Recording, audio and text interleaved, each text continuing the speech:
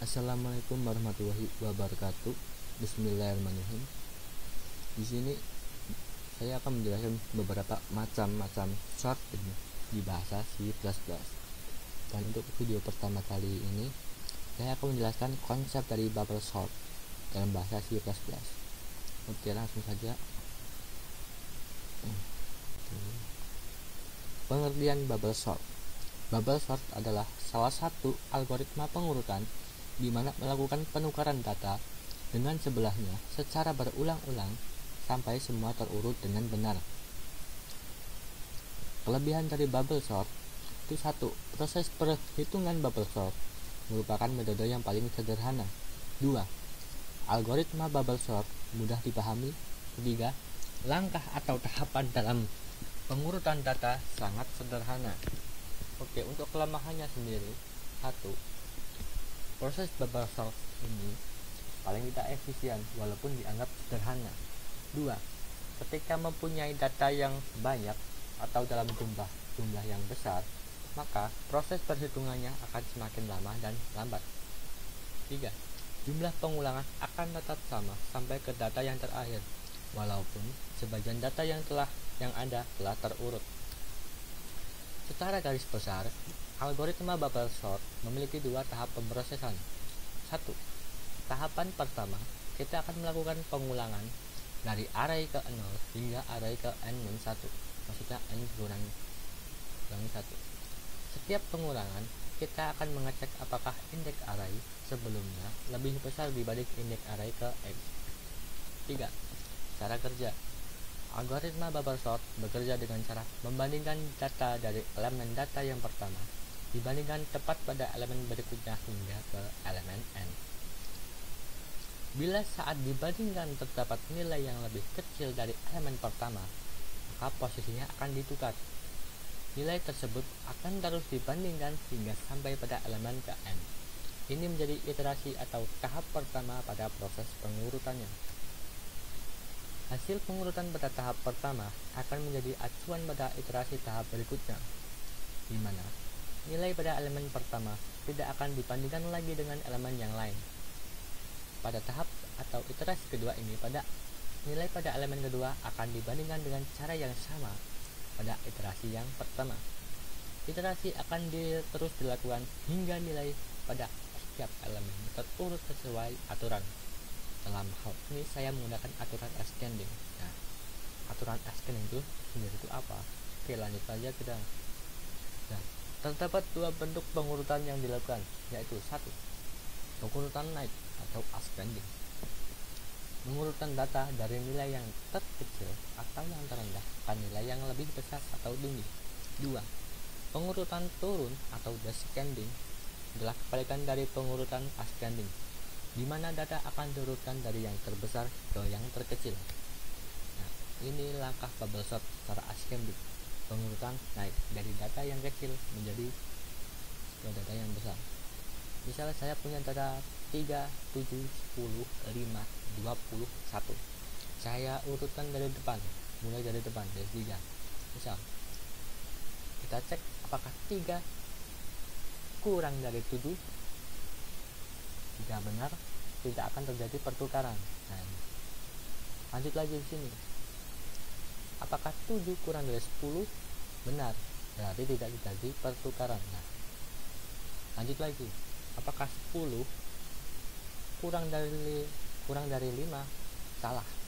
Berarti nanti kita tukar. Lanjut lagi. Apakah 10 kurang dari 20? Benar, berarti tidak terjadi pertukaran. Lanjut lagi. Apakah 20 kurang dari 1? Salah. Berarti ini terjadi pertukaran antara 1 dengan 20. Lanjut lagi kita ke iterasi kedua dari data yang ini. Misal, kita bandingkan lagi. Apakah 3 kurang dari 7? Benar, tidak terjadi pertukaran. Lanjut lagi. Apakah 7 kurang dari 5? Salah. Berarti terjadi pertukaran antara 5 dengan 7. Lanjut lagi. Apakah 7 kurang dari 10? Benar. Oh ya, maaf, ini typo nih. Ini harusnya true. Benar. lagi tadi di sini ya. Apakah 10 kurang dari 1? Salah, berarti terjadi pertukaran. Lanjut lagi di sini. Apakah 10 kurang dari 20? True, benar, berarti tidak terjadi pertukaran di sini. Lanjut lagi dari iterasi ke 3. Nah, tadi dari kata yang tadi kita cek apakah 3 kurang dari 5? Benar, berarti tidak terjadi pertukaran.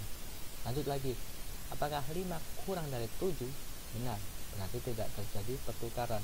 Lanjut lagi, apakah 7 kurang dari 1? Salah, berarti terjadi pertukaran antara 1 dengan 7. Lanjut lagi, apakah 7 kurang dari 10? Benar, berarti tidak terjadi pertukaran. Lanjut lagi, apakah 10 kurang dari 20? Benar, berarti tidak terjadi pertukaran.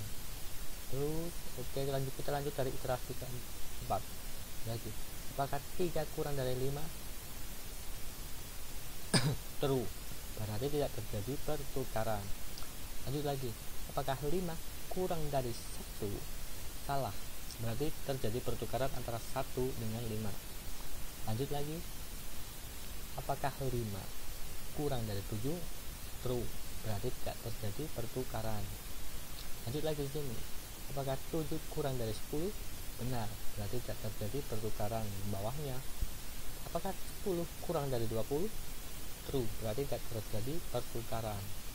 Lanjut lagi kita ke iterasi kelima. Jadi ada ini ya, dari data mana di kursornya mana ini. Nah, dari data ini, apakah 3 kurang dari 1?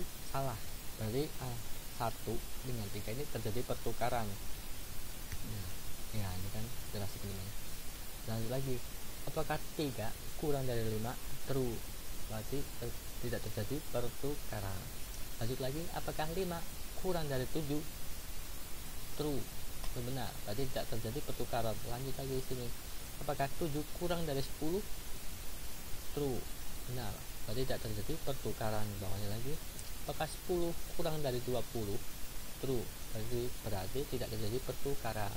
Nah, lanjut lagi untuk iterasi ke-6. Kenapa sampai 6 doang?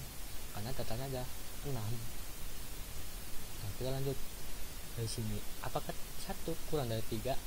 True, benar, berarti tidak terjadi pertukaran. Lanjut lagi, apakah 3 kurang dari 5?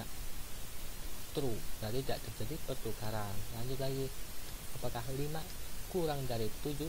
True, berarti tidak terjadi pertukaran. Lanjut lagi, apakah 7 kurang dari 10? True, benar, berarti tidak terjadi pertukaran. Lanjut lagi, apakah 7 kurang dari 3? Apakah 10 kurang dari 20? Benar, berarti tidak terjadi pertukaran.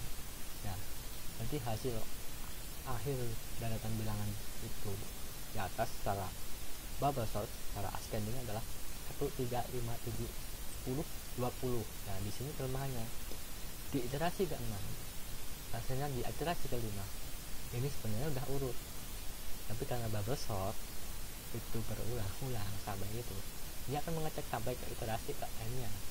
Nah, itu kelemahannya. Nah, untuk secara descending saya udah siapkan di sini. Nah, ini bisa dibaca. Untuk halnya udah saya simpan di link di deskripsi bawah ini lebih. Dan untuk implementasi bubble sort sendiri saya akan bahas di video selanjutnya. Dan untuk akhir ini oke, cukup dulu. Sekian dari saya. Wassalamualaikum warahmatullahi wabarakatuh. See you next time di video selanjutnya. Saya akan membahas implementasi bubble sort di Codeblocks. Terima kasih.